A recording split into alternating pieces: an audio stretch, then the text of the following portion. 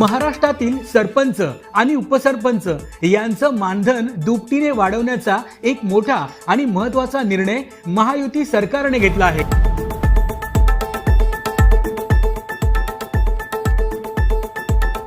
या निर्णयानुसार आता सरपंचांना ग्रामपंचायतीच्या लोकसंख्येच्या वर्गवारीनुसार 6,000 ते 10,000 रुपये तर उपसरपंचांना 2,000 ते 4,000 रुपये पर्यंतचं दरमहा मानधन मिळणार आहे। सध्या सरपंचांना 3,000 पासून ते 5,000 रुपयांपर्यंतचं मानधन मिळतं, तर उपसरपंचांना दरमहा 1,000 ते 2,000 रुपयांपर्यंतचं मानधन मिळतंय। महाराष्ट्रातील 28,813 ग्रामपंचायतींच्या सरपंच आणि उपसरपंचांना या मानधन वाढीचा मोठा लाभ मिळणार आहे।